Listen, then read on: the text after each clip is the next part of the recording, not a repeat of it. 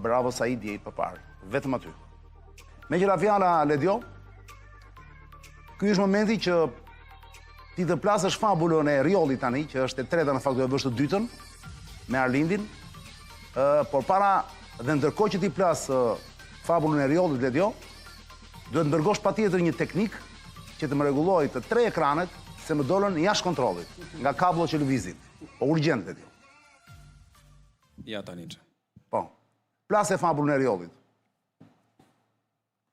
22 e 21 minuta ora jemi live. Jemi në transmetim, Ledio?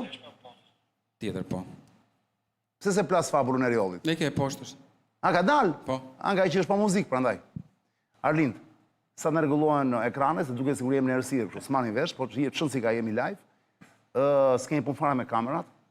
Më thuaj të lutem, ç'është kjo histori? Pse janë egërsuar kaq shumë banorët e asaj zone atje? E para një Arlind, të lutem mos për to më thuaj ku bie Riolli tamam. Midis Shëngjinit edhe Velipojës. Është në det Riolli? Është aty pranë, domethënë. Është afër detit. Domethënë, se thuash, ato ndërtimi Është mal, është në mal. Është kodër. Është kodër dhe deti sa larg është pak a shumë. Nuk është larg. Pastaj thuash, investimi që ky aty ka një Zoti Ula ka një, si thua, kontradikt. Jo prit, investimit që ta kupton njerëz, investimi që Zoti Ula atje, është investim që ka lidhje me turizmin bregdetar apo është investim malor? Aty afër janë. Janë bashkë të dy afërin.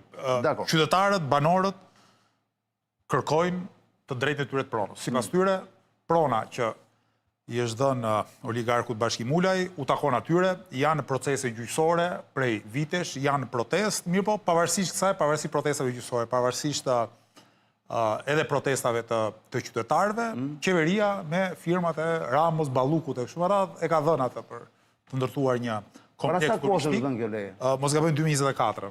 Dakor. Para një viti, po, një vit e pak. Nuk ka shumë.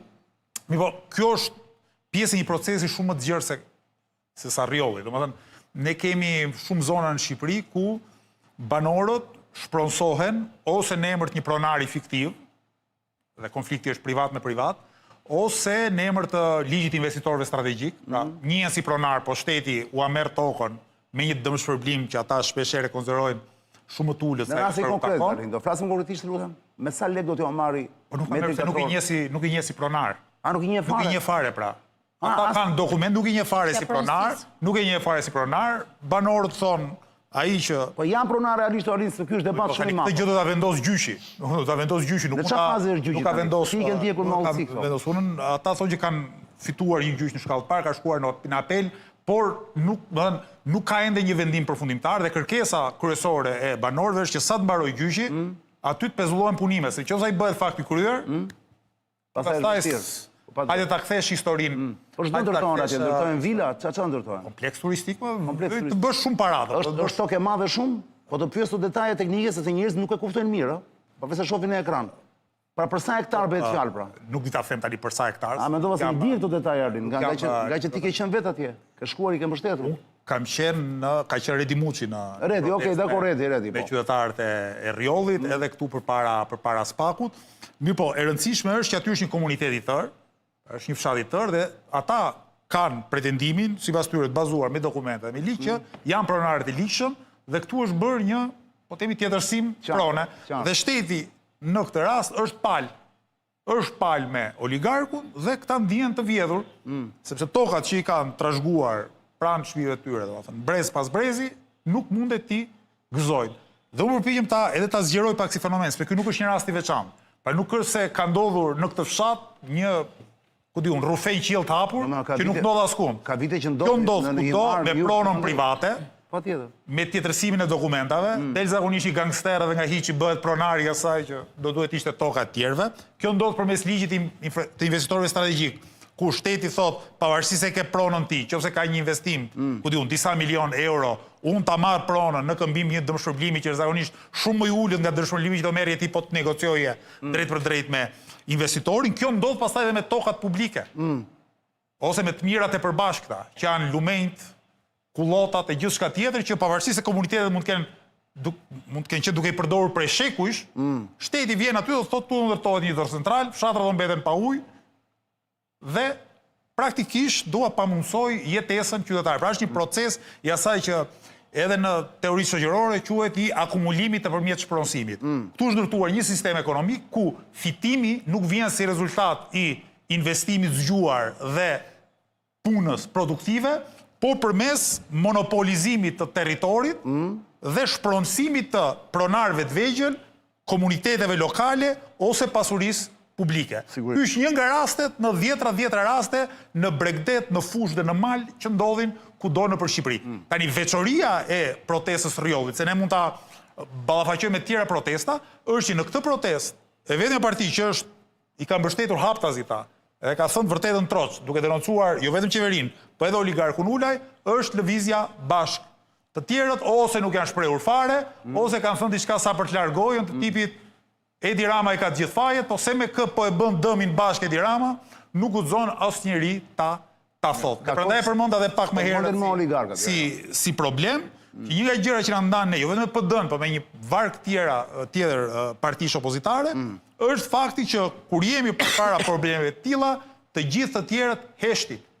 A heshtin se marrin para drejt për drejt nga oligarkët. A heshtin se duan kohë televizive në televizionet e oligarkëve. A heshtin se kanë frikë nga oligarkët, nuk di ta them motivin e heshtjes. Pra ma fakt është që heshtin dhe heshtja në këtë rast është komprometuese. Sepse nëse ti gjen një komunitet që proteston, që ngre zëri, që përplasin policinë, që arrestohen, ata arrestohen 10 vet një ditë, 15 vet ditën tjetër, dhe në asnjë vend minimalisht demokratik nuk ndodh që partia opozitare të mos shkojnë ose të komunikojnë me qytetarët. Ore si e keni hallin?